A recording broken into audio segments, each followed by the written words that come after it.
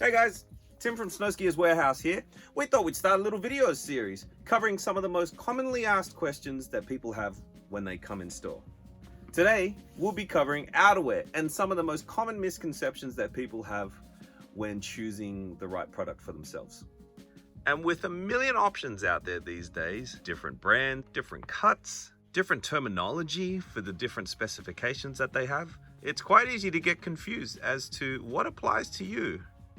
Do I need crazy waterproofing? Do I need a thinner jacket? Do I need a warmer jacket? It's very easy to get caught up in the numbers game. But hopefully, with help from this video series, you'll be able to break it down a little bit and understand how to use those numbers across all the different brands that you may be looking at. So the number one thing that we find that most customers get a little bit confused with is waterproofability ratings versus warmth ratings. Are they the same thing? Do they have any bearing on each other? And the answer is no, not really. And here's why. Waterproofability ratings are typically a measure of how many liters of moisture per square inch a garment can withstand before it starts to move through. On paper, a 10K jacket would equate to 10 liters of moisture per square inch. In the real world, that would equate to light rain through to average snow exposure and contact throughout the day. The higher the rating, the better the ability of the garment to repel moisture in heavier rain and prolonged snow contact. The warmth of a jacket is dictated by how much insulation or fill it has. Fill in insulation is measured in grams per square meter. Not all brands will show their warmth in grams per square meter. Occasionally they'll use their own scale. A tried and tested method is just to pick the garment up and give it a squeeze or feel how heavy it is and compare that against the next item you may be looking at. The heavier it is, the warmer it probably is. And here's a quick comparison between two jackets which have a similar fill. Warmth-wise, they're very similar, but waterproofability, this is a 10,000 rated jacket.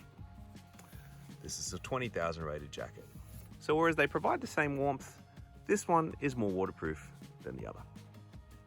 So again, these two jackets are the same in warmth, they have the same amount of fill. However, this one is only 10,000 rated and this one is 20,000 rated, i.e. this one stays waterproof for longer.